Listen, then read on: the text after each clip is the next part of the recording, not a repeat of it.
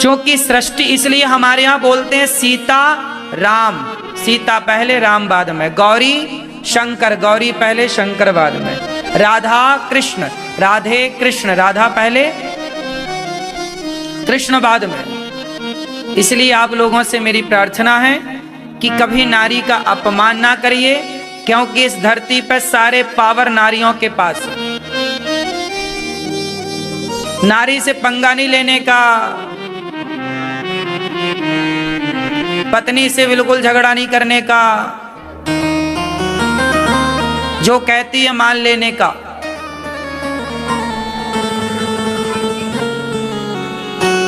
झगड़ा नहीं करने का, क्योंकि सारी पावर नारी के पास है। विद्या लेना है तो सरस्वती नारी के पास, पैसा लेना है तो लक्ष्मी नारी के पास, शक्ति चाहिए, आज शक्ति नहीं है काम करने की, शक्ति तो दुर्गा। क्यों? खाना पीना चाहिए तो अन्नपूर्णा नारी। पुरुषों के पास बचा क्या सिवाय तांडव करने के? इसलिए आदमी तांडव करता रहता है। हमारे शंकर जी कर रहे हैं तांडव।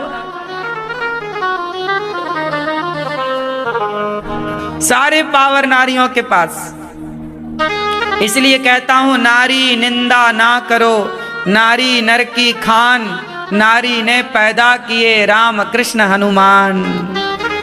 नारी ना होती तो नर ना होता, नारी ना होती तो जोर से। अब आप लोग ये भी कह सकते हैं कि पुरुष ना होता तो लड़की का भी जन्म नहीं होता। नहीं, ये आप नहीं कह सकते। क्यों? क्योंकि भागवत जी में एक प्रसंग आता है, गंगा जी को लाने वाले का नाम क्या था जरा बताइयो? भगीरथ। उनका नाम भगीरथ क्यों पड़ा? जो उनकी माता थी, भगीरथ के जो पिता थे, उनकी 2 पत्नियां थीं और उनकी मृत्यु हो गई। राजा की हो गई मृत्यु, रानियां हैं 2। अब बच्चा हुआ नहीं। अब बच्चा नहीं हुआ तो वंश कैसे चले? तब फिर दोनों स्त्रियों के संयोग से बच्चा हुआ। इसलिए स्त्रियां बच्चा पैदा करने का एक प्रसंग है भागवत जी में, ऐसा हुआ है। इसलिए नारी शक्तिशाली है। पुरुष के बिना भी बच्चा पैदा हुआ, इसलिए उनका नाम पड़ा भगीरथ। 2 भगों के मिलन से, इसलिए भगीरथ उनका नाम पड़ा। तो ये भागवत जी का एक प्रसंग है। तो स्त्रियों के फिर उनके शरीर में हड्डियों का संचार गुरुदेव भगवान की कृपा से हुआ, बाकी कथा है। तो कुल मिला के कहना यह है कि नारी का अपमान नहीं करना चाहिए, नारी की निंदा नहीं करना चाहिए। जो पुरुष नारी की निंदा करता है, लक्ष्मी जी कभी उसके पास नहीं आती, क्योंकि नारी लक्ष्मी है। इसलिए लक्ष्मी चाहिए तो जो कमा के लाओ, अपनी लक्ष्मी मतलब अपनी पत्नी को सारा का सारा दे दो। आप लोग कमा के पत्नी को देते हो कि नहीं? नहीं, अपने पास रखते हैं। सही? क्यों पत्नी कहाँ नहीं देते? लिपस्टिक खरीद लेती हैं, हाँ, खर्च कर देती हैं, हाँ? अच्छा, घर खर्चे के हिसाब से दे दे, बाकी अपना बचा के अपने पास, पूरा नहीं देते। क्यों? पूरा खर्चा कर देती है। मैया, पहले की स्त्रियां ऐसी नहीं थी। पहले की स्त्रियां इतनी मैच्योर, इतनी जिम्मेदार थी कि पति जो कमा के लाता सारा पत्नी के हाथ में देता। पहले पति कभी अपने पास पैसा नहीं रखता था, सारा पत्नियों को देता था। क्यों? क्योंकि पहले की स्त्रियां उस पैसे को बचा करके और पूरा पति के पैसे को पति के हवाले करती थी। एक भी रुपया उससे यहाँ का वहाँ, इधर का उधर नहीं करती थी।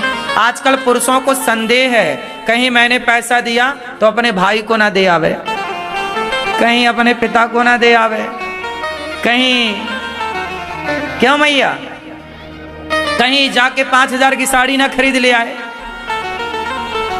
सही है? तो मतलब आप लोगों ने विश्वास तोड़ दिया कुछ लोगों ने पुरुषों का। देखो रिश्ते विश्वास से चलते हैं। आपको दिया होगा पति ने पैसा रख लो, और पत्नी गई तो मैडम गई 1000 रुपया की लिपस्टिक ले आई, 2500 का बैग ले आई, 5000 की साड़ी ले आई, लो फुर पैसे खत्म। पति बोला जरा काम आया दो, खत्म। इसलिए पुरुषों को चाहिए कि पैसा कमा के पत्नी को दें, और पत्नी को चाहिए कि उससे 1 रुपए भी उसमें, बल्कि उसमें पैसे में बढ़ करके, जब लड़की अपने पिता के घर जाती है ना, तो पिताजी उसे विदाई करते हैं, माँ जी 500 रुपए 1000 रुपए, क्यों? तो माँ बाप का दिया पैसा भी पति के पैसे में मिला के उसे सवाया करके दे। पति का दिया पैसा भी नारी बढ़ा के दे, ऐसा धर्म कहता है। तुम्हें कोई भी काम चाहिए, जैसे कोई भी खर्चा चाहिए, पति से कहो कि हमें ये चाहिए, वो लाए, या कह दे पति कि तुम ही ले आना। ऐसा पति पत्नी को दो नहीं माना जाता, इसलिए हमारे कहते हैं अर्धांगिनी। क्या कहते हैं? पत्नी और पति ये दो नहीं है, झगड़ा दो है तभी तो होता है। काश आप मिलके एक हो गए होते तो झगड़ा ना होता, काश पति पत्नी एक हो जाते, लेकिन सारी जिंदगी तुम एक नहीं हो पाते। विचार तुम्हारे मिसमैच होते हैं, अलग अलग होते हैं। पत्नी का विचार अलग, पति का अलग, मैच ही नहीं कर रहे हैं विचार।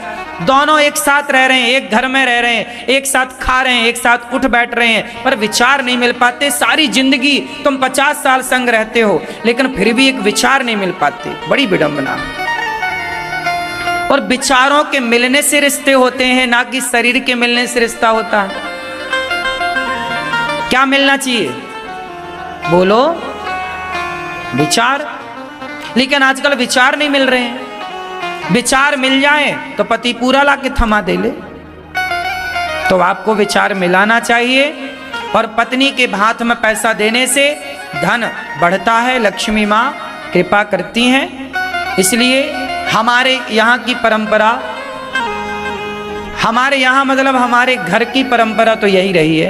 हमारे पिताजी जो भी कमाते माँ को लाके देते, यही हम लोगों ने देखा है। तो हमारे यहाँ तो ये परंपरा रही। लेकिन हमारे गांव में एक चाचा है हमारे, तो हमने उनको देखा था बचपन से, वो अपना पैसा अलग तिजोरी में रखते थे, वो पत्नी को नहीं देते। एक दिन हमने पूछा चाचा काहे नहीं देते पैसा चाची को? अरे बोला उड़ा देती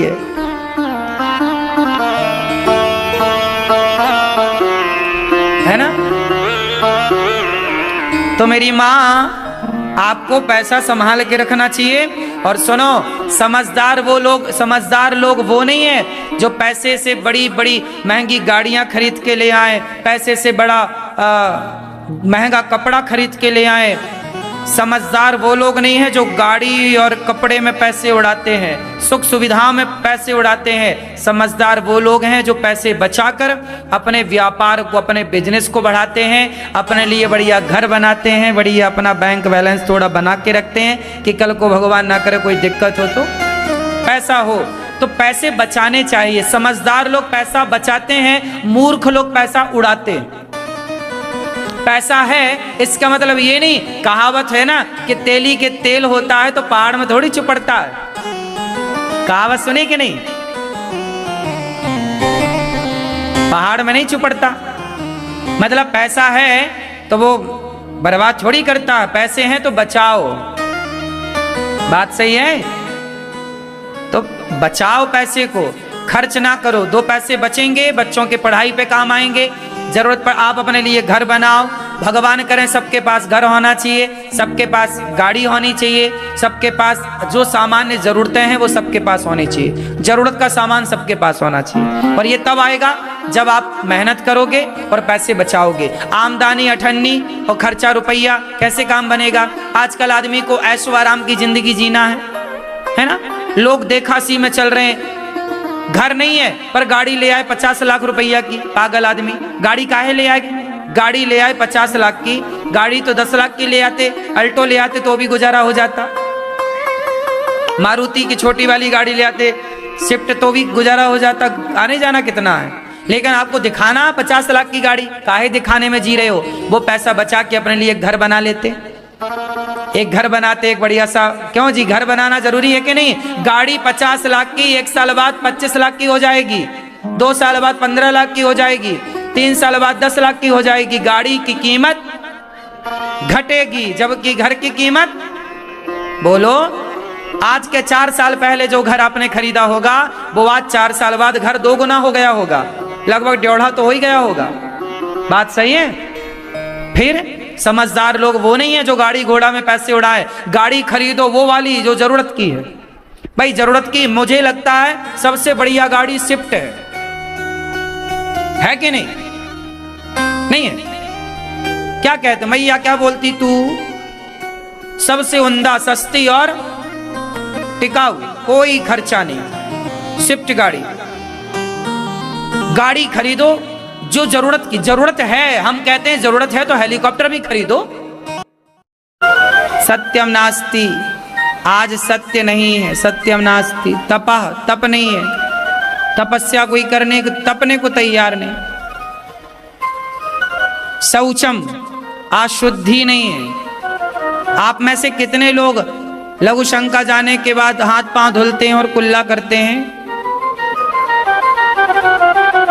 शौच करने के बाद कितने लोग स्नान करते हैं? आज आप लोग क्या करते हैं? लघु शंका, एक तो आजकल का आदमी ना बैल टाइप का, जानवरों टाइप का खड़ा खड़ा लघु शंका करता है। नहीं, खड़े खड़े लघु शंका करना ये बैलों का काम है। तुम बैल हो क्या? पहले के लोग लघु शंका कैसे करते थे? पुरुष लोग खड़े होके के बैठ के? बोलो, क्यों? बूढ़े लोग बताएं, काहे बैठ के करते थे?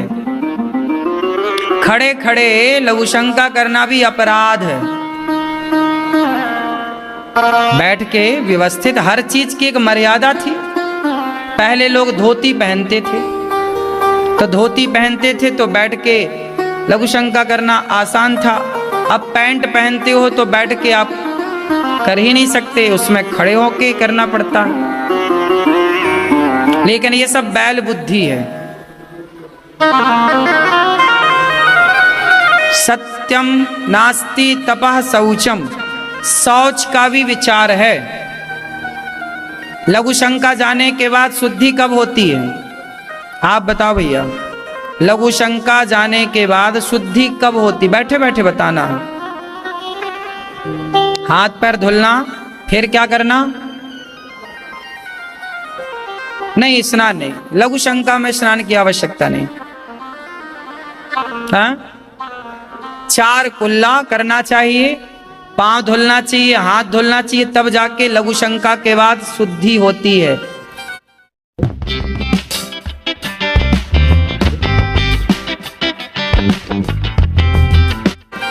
शुद्धि तब होती है। अब आप क्या करते हैं? लघु शंका जाते हैं, ना तो हाथ धुलता है आज का आदमी, ना पांव। इससे क्या होता है कि आपने ध्यान दिया होगा, जहां गंदगी होती है ना उस तरफ मक्खी ज्यादा होती है, मच्छर ज्यादा होते हैं। उसी तरह जब आप शुद्धि का ख्याल नहीं रखते तो आपने सुना होगा एक कहावत कि जैसी राखे शुद्धि वैसी बने, वैसी बने। हाँ, शुद्धि से बुद्धि का संबंध है। आप जैसे लघु शंका गए, कुल्ला नहीं किया, तो आप अशुद्ध हैं। उस अशुद्धि अवस्था में आपकी तरफ जितनी भी प्रकृति में, संसार में नेगेटिविटी है, नकारात्मकता, वो आपके ऊपर बढ़ेगी और आप सदा नेगेटिविटी के शिकार हो जाएंगे।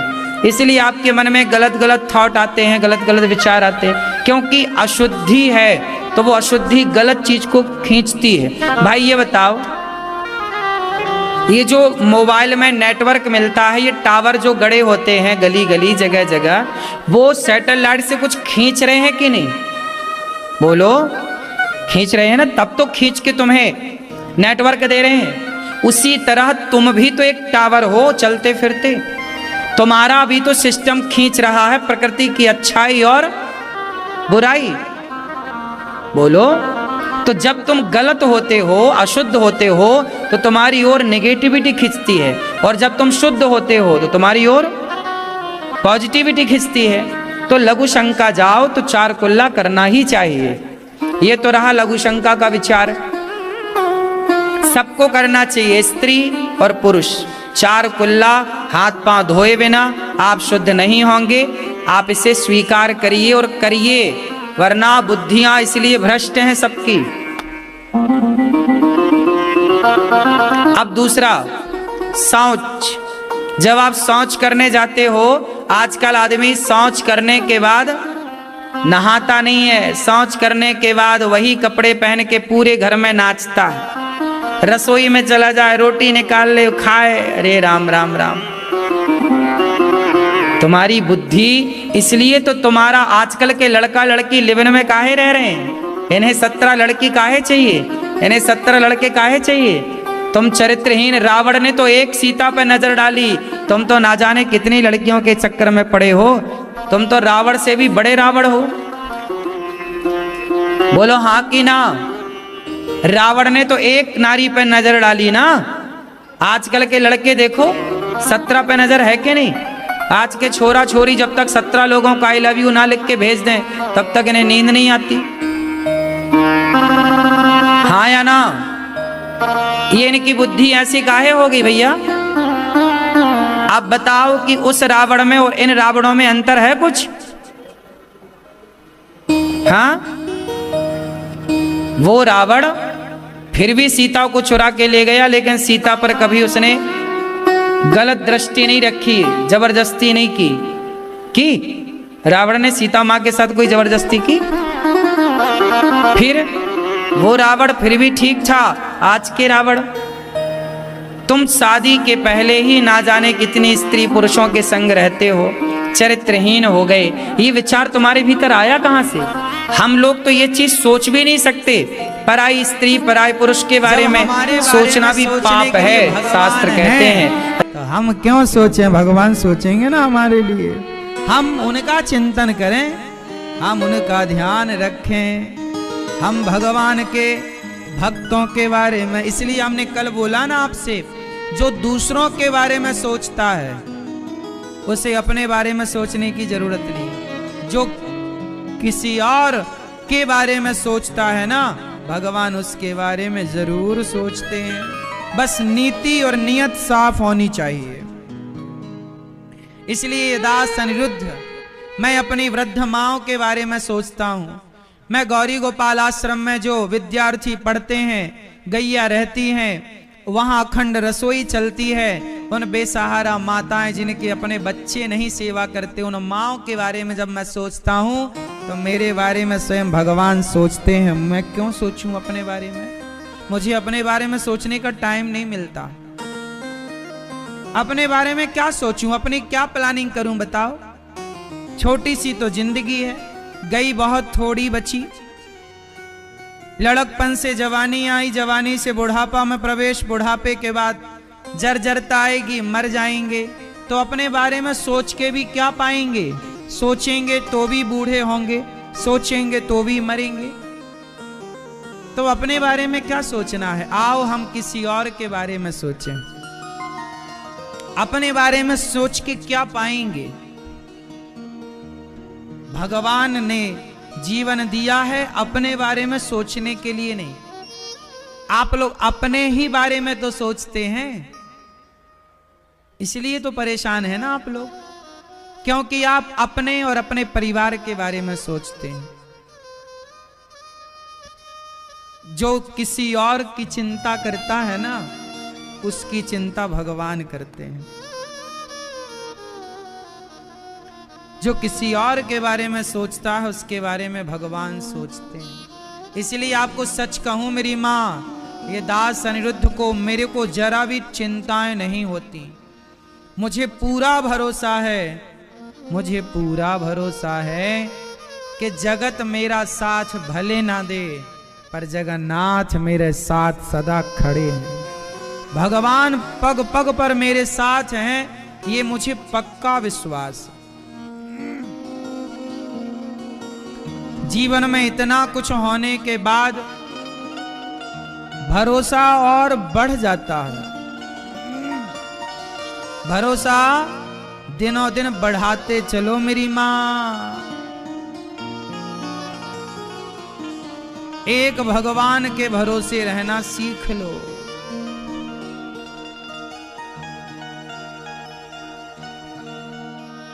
पूरा है भरोसा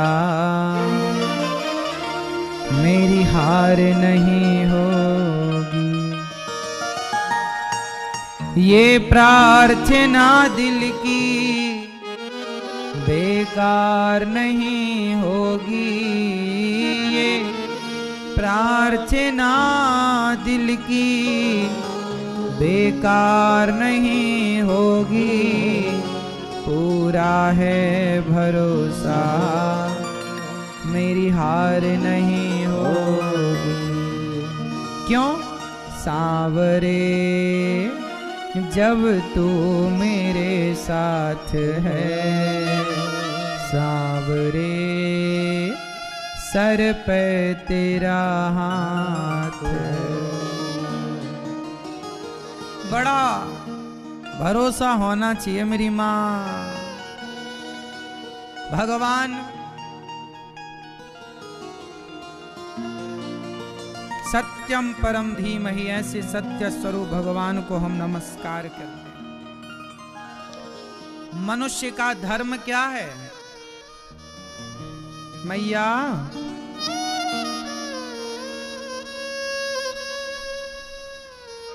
ये भैया बताओ, चश्मा वाले भैया के बगल में भैया बैठे हैं। हाँ छोरा बताओ, धर्म क्या है मनुष्य का? मनुष्य का धर्म क्या है? ये भैया लोग बताएंगे, जितने भी पीछे भैया ये बैठे हैं, ये यहाँ चश्मा वाले से लेके इस तरफ तक पूरे भैया लोग बताएंगे, पुरुष वर्ग बताएंगे धर्म क्या है, मनुष्य का धर्म क्या है। बताओ, ये वाले पुरुष भैया बताएंगे, हमारे नौजवान दोस्त भाई। हाँ, मनुष्य का धर्म क्या है? एक बार फिर,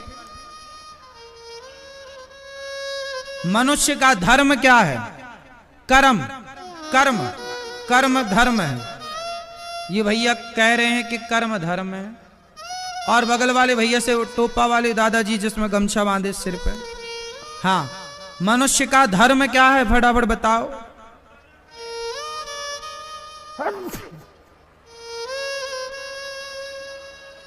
हाँ? किसी का बुरा ना करे, ये धर्म है। बहुत बढ़िया। भला कीजिए भला होगा, बुरा कीजिए बुरा होगा। यही भर भर के क्या होगा। चलो, ये भैया बताएंगे, हमारे चश्मा वाले भैया, मनुष्य का धर्म क्या है? हैं? क्या करना? कर्म करना, सत्कर्म करना, सत्कर्म। बढ़िया बढ़िया, सिकंदराबाद के लोग बढ़िया समझदार हैं। ये भैया बताओ, चश्मा वाले आगे बैठे हो, बताओ धर्म क्या है मनुष्य का? मैया बता, मैया लोग बताएंगी, आगे वाली सारी मैया बताएंगी, लाल पीली हरी गुलाबी सब बताएंगी, काली नीली पीली सब बताएंगी।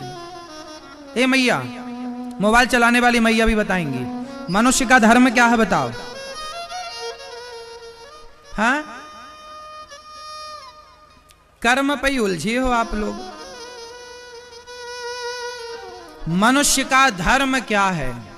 अच्छा ये बताओ, कर्म बड़ा होता है कि धर्म बड़ा होता है? कर्म, कर्म और धर्म को बड़ा मानना तो किसे बड़ा मानते हैं सिकंदराबाद के लोग? कर्म बड़ा है कि धर्म बड़ा है? कर्म बड़ा है, इसका सपोर्ट कौन कौन करेगा? कर्म बड़ा है। हाथ उठाओ वो लोग जो कर्म को बड़ा मानते हैं। दोनों हाथ उठा के बताएंगे वो जो कर्म को बड़ा मानते हैं। कर्म को बड़ा कौन कौन मानता है? मैया तुम ऐसे हाथ काहे उठा रही हो, मेरी बात पूरा उठाओ। अच्छा आधा हाथ धर्म में भी उठाऊंगी ना महाराज, आधा कर्म में आधा धर्म में। हाँ, बहुत होशियार मैया हमारी। अब धर्म बड़ा है, कौन कौन मानता है धर्म बड़ा है?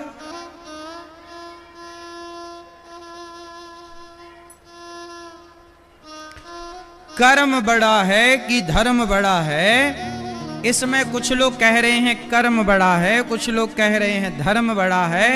अब कैसे डिसाइड हो कि बड़ा कौन है? सिंपल है डिसीजन लेना। देखो आपको मैं बता दूं, सदा याद रखिएगा, जो लोग कहते हैं कर्म बड़ा है, कर्म बड़ा है, तो रावण ने सीता मां को चुराया था, उसने अपना कर्म किया था। कसाई गाय को काटता है, कसाई अपना कर्म करता है। शराबी शराब पीता है, वो अपना कर्म कर रहा है। तो जो कर रहा है वो कर्म ही तो कर रहा है। कसाई क्या कर रहा है? वो अपना, बोलो, वो अपना कर्म कर रहा है। मुर्गी काटने वाला क्या कर रहा है? वो अपना कर्म कर रहा है। तो कर्म यदि बड़ा है तो कर्म तो कसाई भी करता है, तो कर्म कैसे बड़ा हो जाएगा? कर्म तब बड़ा बनता है जब कर्म धर्म से जुड़ता है। इसलिए कौन सा कर्म बड़ा है? कर्म बड़ा नहीं है, धर्म युक्त कर्म बड़ा होता है। यदि आपके कर्म में धर्म है तो आपका कर्म बड़ा होगा। यदि आपके कर्म में धर्म नहीं है तो एक कर्म का नाम है सत्कर्म। बोलो सत्कर्म, जोर से बोलो सत्कर्म। और दूसरा कर्म होता है कुकर्म। बोलो कुकर्म। लोग कहते ना क्या कुकर्म कर रहा है? कुकर्म जानते हो ना सिकंदराबाद के भक्तों? कुकर्म जानते हो ना? बोलो हाँ। हाँ, अधर्म कह दो। एक होता है सत्कर्म, एक होता है कुकर्म, गलत कर्म। अब गलत कर्म मैं कर रहा हूं कि मैं सही कर्म कर रहा हूं? भाई ये बताओ, मैं सही कर रहा हूं सही कर्म कि मैं गलत कर्म कर रहा हूं? ये सही गलत का डिसीजन कौन लेता है? आपका कर्म सही है कि आपका कर्म गलत है? आपके सही और गलत कर्म का निर्णय कौन लेगा? बोलो बोलो। धर्म। कौन निर्णय लेगा? धर्म ही बताएगा कि कौन सा कर्म करने योग्य है और कौन सा कर्म करने योग्य नहीं है। कर्म दो प्रकार के होते हैं, एक कर्म वो जो करने योग्य हैं और एक कर्म वो जो करने योग्य नहीं है। तो कौन सा कर्म करने योग्य नहीं है कौन बताएगा? जब आपके अंदर धर्म का ज्ञान होगा तो आप कभी गाय की हत्या ना करोगे। आपको धर्म का ज्ञान होगा तो आप कभी बकरे की गर्दन पर तलवार ना चलाओगे।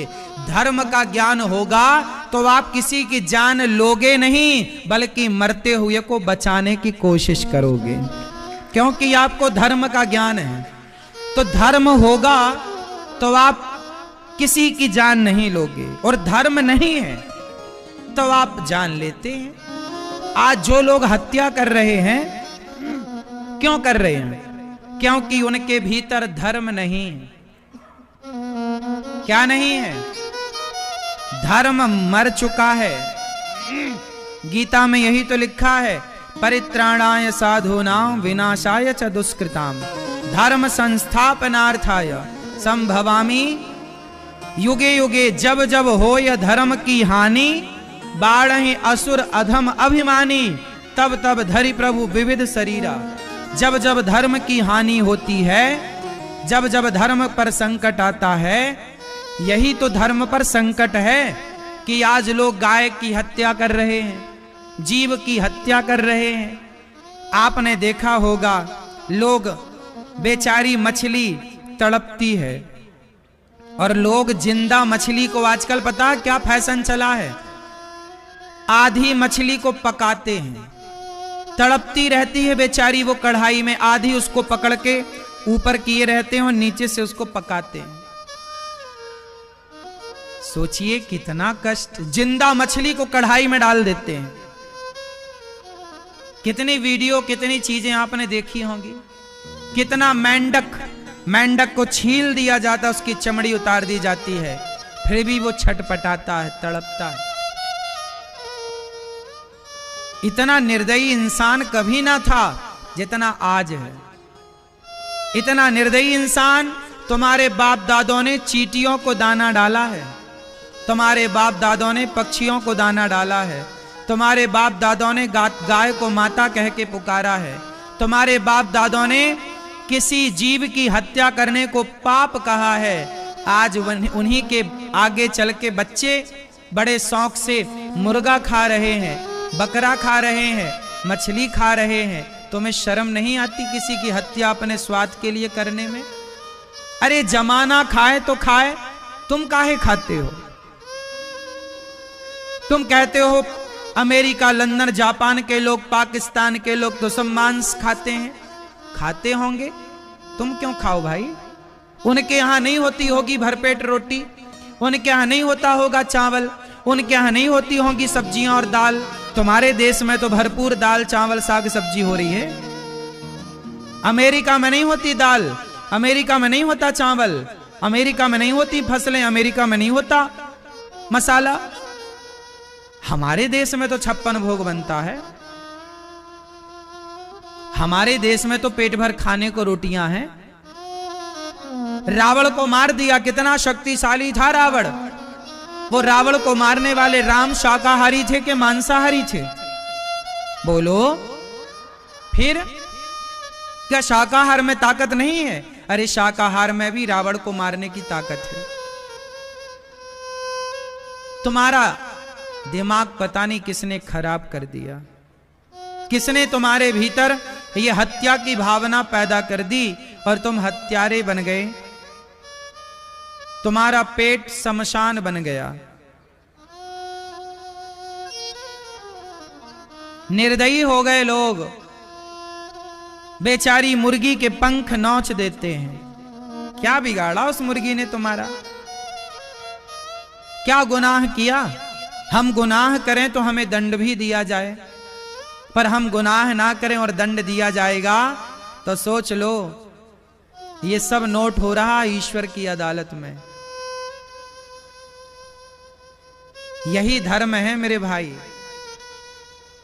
धर्म आपके भीतर जिंदा है तब तक आप इंसान हैं। धर्म मर गया तो आप इंसान थोड़ी, राक्षस हैं, जानवर हैं। कुत्ते के अंदर धर्म होता है कि नहीं? होता है, जरा सा। कुत्ते के अंदर धर्म नहीं होता, होता है उनके अपने ज्ञान के लिए जरा सा होता है। आप ये कह सकते हैं कुत्ते के अंदर धर्म नहीं होता। जानवरों के अंदर धर्म होता है? बोलो। नहीं होता ना? क्यों नहीं होता? क्योंकि वो जानवर हैं। आपके अंदर धर्म है। सुनो, जिससे आप पैदा होते हो आप उसे क्या कहते हो? जोर से। जिस नारी से आपका जन्म हुआ उस नारी को आप रिश्ते में क्या कहते हो? बोलो। मां। वो हमारी कौन लगती है? मां।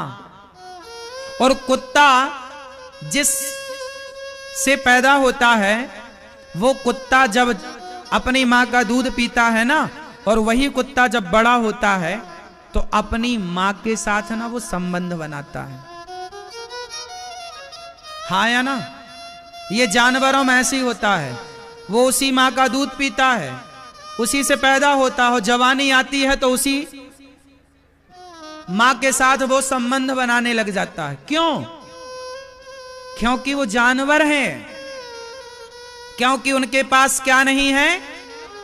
बोलो। धर्म नहीं है। तुम्हारे भीतर धर्म है, इसलिए तो तुम कहते हो ना कि ये मेरी मां है। अच्छा ये बताओ, जिस नजर से आप अपने पिता को देखती हो, जिस नजर से आप अपने पति को देखती हो, और जिस नजर से आप अपने पुत्र को देखती हो, ये तीनों नजर एक ही होती हैं कि अलग अलग होती हैं? क्या एक हो सकती हैं? किसने रोका है? बोलो जोर से। जिस नजर से तुम अपनी मां को देखते हो, जिस नजर से अपनी बहन को, बेटी को और अपनी पत्नी को देखते हो, क्या ये सारी नजरें एक हो सकती हैं साहब? जोर से। किसने रोका है? धर्म ने। यही धर्म तुम्हारे भीतर जिंदा है, इसलिए तुम कहते हो कि ये मां है और ये बेटी है। यदि धर्म मर जाता तो मां और बेटी में, पत्नी में, मां में, बेटी में कोई भेद ना रह जाता। कुत्तों में तो नहीं है ना भेद कि कौन बहन है, कि कौन बेटी है, कि कौन मां है। कुत्तों में भेद है? फिर तुम्हें भगवान ने मनुष्य बनाया है, कुत्ता नहीं बनाया, गधा नहीं बनाया, बिल्ली नहीं बनाया, जानवर नहीं बनाया, पक्षी नहीं बनाया। बड़े भाग्य मानुष तन पावा, दुर्लभो मानुषो देहो, देहि नाम क्षण भंगुरा। ये धर्म है ना साहब? तुम्हारे भीतर धर्म है, इसलिए तुम्हारी बहन घर में रहती है जवान, तुम अपनी बहन के बारे में कभी गलत नहीं सोचते। लेकिन जैसे ही तुम घर से बाहर निकलते हो और तुम्हारी बहन की उम्र की लड़कियां बाहर दिख जाएं तो तुम्हारी लार टपकने लग जाती है। क्यों? सवाल है क्यों? बहन को देखकर तो नहीं आया वो भाव, गलत भाव? जब बहन को देख के वो गलत भाव नहीं आया तो बहन की उम्र की दूसरी लड़कियों को देख के वो गलत भाव क्यों आया? तुमने किसी को टच नहीं किया, छुआ नहीं, लेकिन अपनी आत्मा से दिल में हाथ रख के बताओ कि वो विचार गंदा वाला आया था कि नहीं आया था? आया तो सवाल है क्यों आया?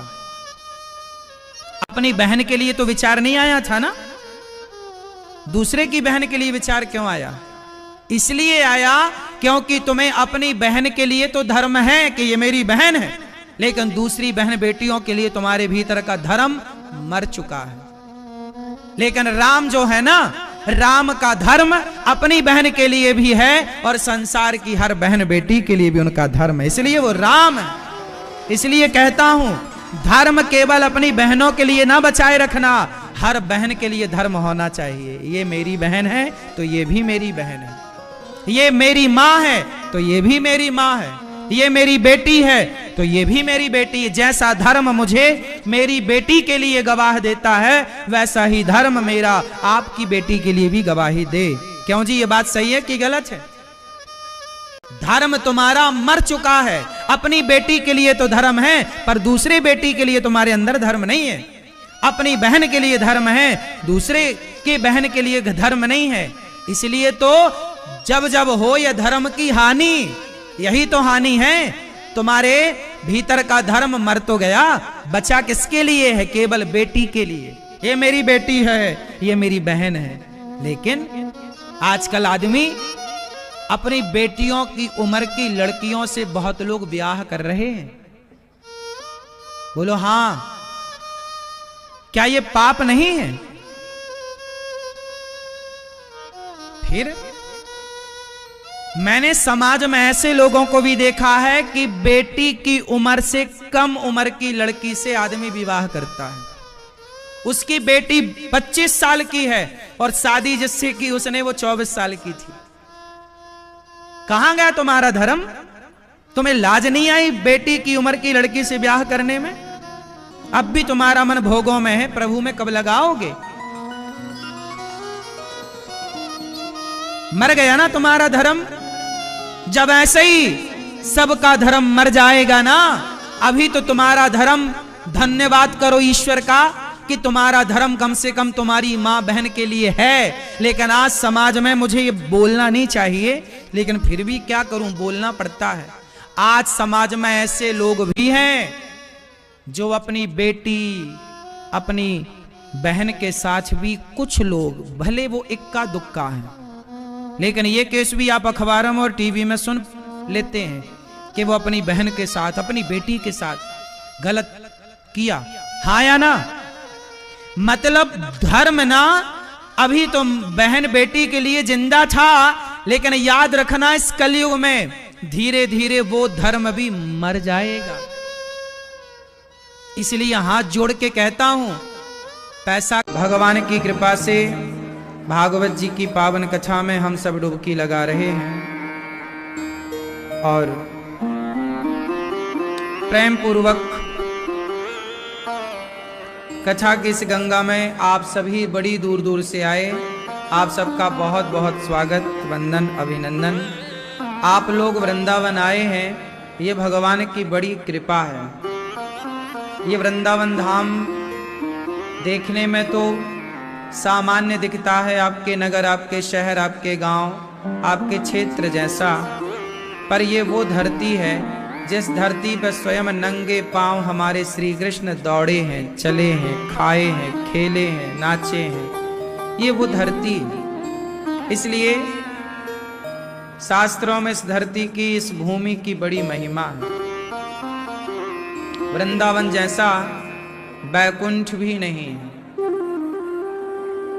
जब हनुमान जी से राम जी ने कहा कि हनुमान जी चलो हम जा रहे हैं साकेत, हनुमान जी ने मना कर दिया। मैया चुप रह लो मेरी माँ, बैठ जाओ, शांत रहो, सब लोग बैठ जाओ, मैया बैठ जाओ। ओ झोला वाली मैया, मैया शांत रहो, बैठ जाओ।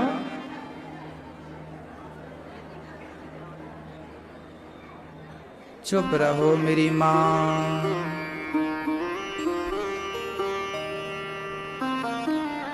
हनुमान जी से राम जी ने कहा चलो आपको हम साकेत ले चलें, बैकुंठ ले चलें। हनुमान जी ने कहा कि प्रभु मैं बैकुंठ नहीं जा सकता। क्यों? हनुमान जी ने कहा राम जी से, प्रभु वहां आपकी कथा है। राम जी ने कहा वहां तो हम ही हैं, तो हम ही हैं तो हमारी कथा की क्या जरूरत। अच्छा ये बताओ, बिहारी जी के मंदिर में आप कितनी देर खड़े रहे? आप में से कितने लोग बिहारी जी गए हैं? कितनी देर रहे भगवान के सामने? हाँ, आधा घंटा। बोलो। चलो एक बात बताओ, एक तरफ भगवान है और दूसरी तरफ भगवान की कथा है, आप क्या पसंद करोगे? क्यों? भगवान को कोई देखेगा तो कितनी देर देखेगा?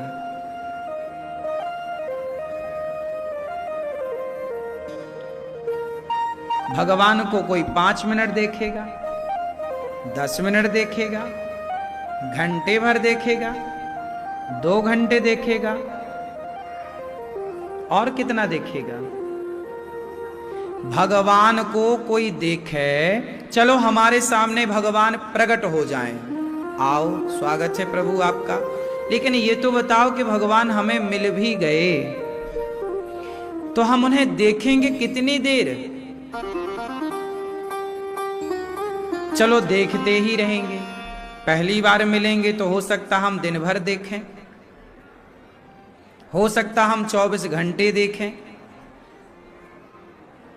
लेकिन उसकी भी तो एक सीमा होगी। 24 घंटे बाद ही आपकी पलकें झपकेंगी, आपको भूख लगेगी, प्यास लगेगी, या कुछ और सूझेगा कि देखते ही रहोगे? क्यों? यदि आपको भगवान मिल भी गए तो कितनी देर देखोगे? अच्छा बताओ, जितनी देर आप भगवान को देखते हैं उससे ज्यादा देर तक कथा सुनते हैं कि नहीं? है ना? इसलिए तो कहा कि भगवान बड़े नहीं हैं, भगवान की कथा और भगवान का नाम बड़ा है। राम से अधिक राम कर नामा, भगवान से बड़ा भगवान का नाम है। क्यों जी, बड़ा है कि नहीं? राम से बड़ा राम का क्यों? क्यों मैया, पीली मैया, राम से बड़ा राम का नाम है कि नहीं? क्यों मैया, है? राम से बड़ा राम का है कि नहीं है? नहीं है? क्यों है? मुझे जरा उत्तर दो। राम से बड़ा राम का नाम क्यों? क्योंकि राम को कोई देखे तो कितनी देर देखेगा, लेकिन राम की कथा, राम को देखकर पता नहीं आंसू आए कि ना आए, पर राम की कथा सुनकर के आंसू जरूर आते हैं। राम को देखकर हृदय में भक्ति का दिया भले जले ना जले। क्योंकि एक बात बताओ, यदि राम के दर्शन से सब सुधर जाते तो दुर्योधन सुधर जाता। राम के दर्शन से कल्याण यदि सुधार होता तो रावण का सुधार हो जाता। रावण तो सामने ही खड़ा है राम के। बोलो हाँ कि ना? अच्छा, रावण में और विभीषण में अंतर क्या था? अंतर बताओ आप, चश्मा वाली मैया। हाँ, साची है। रावण और विभीषण में केवल इतना अंतर था कि रावण राम को जानता तो था, पर राम की कथा नहीं सुनता था।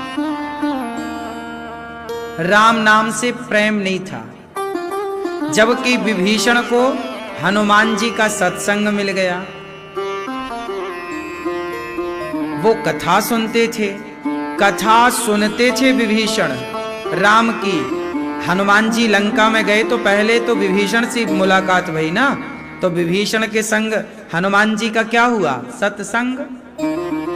और जब सत्संग हुआ तो राम से मिलने की उत्कंठा जागी।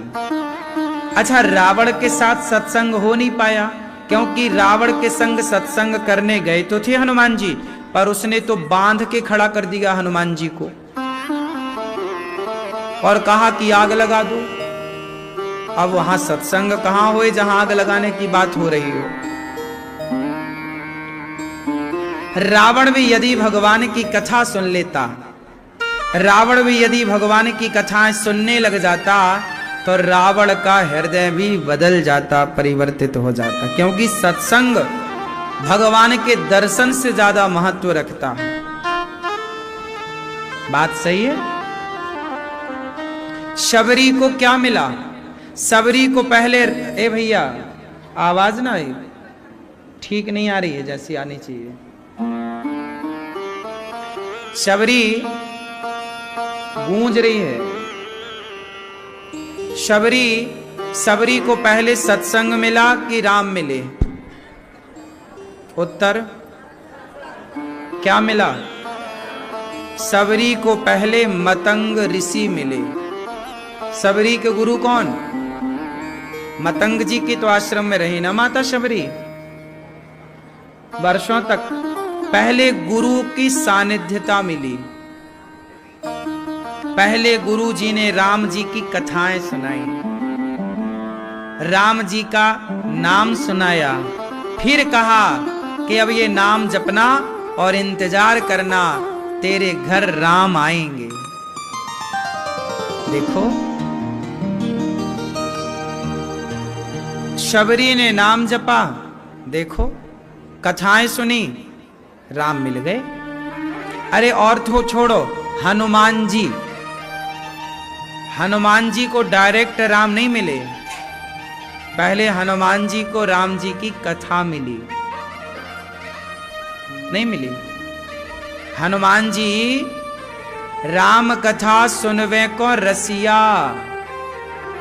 राम कथा सुनवे को रसिया, राम लखन सीता मन तो ये रसिया है किसके? राम के रसिया नहीं है, राम कथा के रसिया हैं। राम के रसिया राम को देखें। राम जी ने हनुमान जी से कहा चलो हम साकेत ले चलें। हनुमान जी ने कहा वहां आपकी कथा है? राम जी बोले कथा नहीं, वहां तो हम ही हैं। तो हनुमान जी बोले हम आपको कब तक देखेंगे, कितना देखेंगे? आपको देखेंगे तो हो सकता है आपको देखकर पेट भर जाए, लेकिन आपकी कथा सुनकर के हमारा पेट कभी नहीं भरता, इसीलिए हम यहीं रहेंगे, आप जाओ। बोले आप जाओ हम यहीं रहेंगे। तो कब तक रहोगे हनुमान यहाँ? हनुमान जी बोले कि जब तक भगवान की कथा इस धरती पर रहेगी तब तक हनुमान जी इस धरती पर रहेंगे। भगवान की कथा देखो ना, हम 3 घंटे क्या करेंगे? अब 3 घंटे हम भगवान की चर्चा करेंगे और 3 घंटे चुटकियों में निकल जाएंगे। 3 घंटे आप कथा सुन सकते हैं, पर किसी भी मंदिर में आप 3 घंटे रेगुलर दर्शन नहीं कर सकते, है ना? प्रैक्टिकल करके आप देख लो। इसलिए राम से अधिक राम कर नामा, राम के नाम में ज्यादा शक्ति है, राम की कथा में ज्यादा शक्ति है। और सुनो, जहां नाम होता है,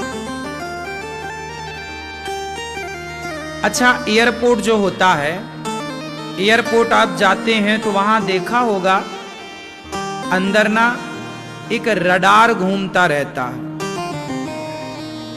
क्या घूमता है? एक रडार होता है, एक प्रकार का सिग्नल है जो कि सारी फ्लाइटों को सिग्नल भेजता है। यदि वो सिग्नल ना भेजे तो फ्लाइट ऊपर रहे नीचे ना उतरे, और उतरे भी तो उसे लोकेशन ना मिले, क्रैश हो जाएगी, दुर्घटना की पूरी संभावना हो जाएगी। एक रडार होता है, एयरपोर्ट में होता है। पुलिस के पास भी रडार होते हैं कि कोई ड्रोन उड़ाए तो उसको पता चल जाता है, और उसे जैसे ना कोई आतंकी ड्रोन आ गया तो पुलिसों के पास बड़ी व्यवस्थाएं रहती हैं। रडार, हम एयरपोर्ट के रडार की बात करेंगे।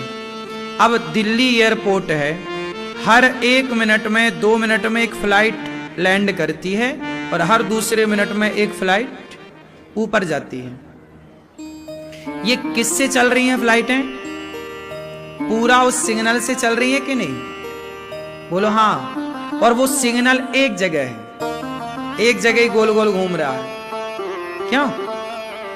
और वो ऊपर तक जा रहा है सिग्नल, ऊपर की फ्लाइटों को नेटवर्क देके, कवरेज देके नीचे ला रहा है, नीचे की को ऊपर ले जा रहा है। सारी फ्लाइटें उस सिग्नल को फॉलो करती हैं? नहीं करती, सारी खिंची चली आती हैं। दिल्ली एयरपोर्ट जहां भी वो है खिंची आएंगी। उसी तरह जैसे कि रडार सारी फ्लाइटों को अपनी ओर खींचता रहता है, सब उसकी ओर, उसके सिग्नल की ओर खिंची चली आती हैं, उसी तरह राम का नाम, कृष्ण का नाम वही रडार है कि भगवान का नाम जहां है, जो जप रहा है प्रेम से, भगवान उस ओर खिंचे चले आते हैं, वहीं लैंड करते हैं भगवान जहां वो राम नाम का रडार होता है। सारी समृद्धि, सारा सुख, सारी शांति, कहते हैं ना जब भगवान की कृपा होती है तो सुख शांति भी होती है। हे प्रभु, घर में बहुत सुख हो, शांति हो, समृद्धि हो, धन धान्य हो, रिद्धि हो, सिद्धि हो, शुभ हो, लाभ हो, प्रेम हो, है ना? तो ये सब कहां खिंचता है? और सुनो, केवल रडार फ्लाइट को सिग्नल देता है ऐसा नहीं, हेलीकॉप्टर को भी देता है। हेलीकॉप्टर भी वहीं उतरेगा जहां से सिग्नल मिलेगा। छोटी छोटी फ्लाइटें होती हैं, है ना, सारी उसकी ओर खिंची चली जाती है। प्राइवेट जेट होते हैं, वो सबको सिग्नल देता है, चाहे सरकारी फ्लाइट हो या प्राइवेट फ्लाइट हो। उसी तरह जहां राम नाम होता है, कृष्ण नाम होता है, इसलिए पहले के लोग बड़े समझदार थे। पहले के लोग घर में रोज कीर्तन करते थे, पहले के लोग क्या करते थे? रोज जोर से रोज कीर्तन, श्री कृष्ण गोविंद हरे मुरारी, हे नाथ नारायण वासुदेव, करते थे कि नहीं? पहले के लोग कीर्तन करते थे। क्यों करते थे? पहले के लोग प्रभात फेरियां निकालते थे सवेरे सवेरे गांव में। क्यों? क्योंकि जब हम मिलजुल कर कीर्तन करते हैं, जहां भगवान का नाम होता है, समृद्धि सुख शांति स्वयं भगवान उस रडार की ओर खिंचे चले आते हैं। ये राम का नाम हल्के में ना लेना। ये वही राम का नाम तो है कि पत्थर पर लिखकर डाला तो पत्थर पानी में तैर गए। यदि भगवान के नाम ने पत्थर को नहीं डूबने दिया तो हमें भी नहीं डूबने देगा। ये है नाम की महिमा। इसलिए कहता हूं, काम करते रहो नाम, खूब नाम जप करो। भगवान की कथा भगवान से बड़ी है। सही है? भगवान से बड़ी भगवान की कथा। इसलिए कहते हैं ना, भगवान राम आए तो गिने चुने लोगों को तारे। आप गिनती में ले लो, उंगलियों पे गिन लो। राम ने किसे तारा? राम ने अहिल्या को तारा, राम ने ताड़का को तारा, राम ने जटायु को तारा, राम ने लंका वासियों को तारा, राम ने और लोगों को तारा। उंगलियों पे गिन सकते हैं आप कितने लोगों को तारा। राम ने त्रेता में आकर गिने चुने लोगों को तारा, लेकिन त्रेता के बाद क्या रही? राम नहीं, राम की कथा रही। तो जितनों को राम ने तारा, उससे कई गुना ज्यादा लोगों को राम की कथा ने तार दिया। बोलो, आज कथा नहीं तो हम सबको जोड़ के रखा है। बोलो हाँ कि ना? तो कथा नहीं तो जोड़ा है। राम जब आए तो राम ने बंदर भालुओं को जोड़ा। बंदर भालुओं को जोड़ के एक सेना बनाई। राम ने बंदर भालुओं को जोड़कर एक सेना बनाई, पर राम की कथा ने तो सभी सनातनियों को जोड़कर एक सनातन की सेना बना दी। क्यों जी? सही है? इसलिए राम से बड़ी है राम की कथा, राम से बड़ा है राम का नाम। इसलिए कहता हूं, भगवान के नाम से बहुत प्यार करो। भगवान की तुलसीदास जी कहते हैं, एक घड़ी आधे की पुनियाद, तुलसी चर्चा राम की, हरहि कोटि अपराध। भगवान की कथा थोड़ी ही सही रोज जहां होती है, वो धरती एक अलग सी एनर्जी से परिपूर्ण हो जाती है। अब आप यहाँ बैठे हैं ना, यहाँ नित्य कथा ही होती है इस प्रांगण में। ये वृंदावन का जो वातावरण है ना, आप लोग पता नहीं आपकी सिग्नल काम करता है कि नहीं, हमारा सिग्नल तो काम करता है। हम लोग ना जहां जाते हैं ना, वहां हम लोग ये देखते हैं कि यहाँ कितनी पॉजिटिविटी है। हम जहां जाते हैं, हमें पता चल जाता है कि इस धरती पे कितनी ऊर्जा है, कितनी सकारात्मकता है। आप महसूस करेंगे यदि भक्ति के पथ पर हैं, तो आप देखेंगे कि यहाँ वृंदावन में भक्ति के वाइब्रेशन ज्यादा है। क्यों जी? बात सही है कि गलत है?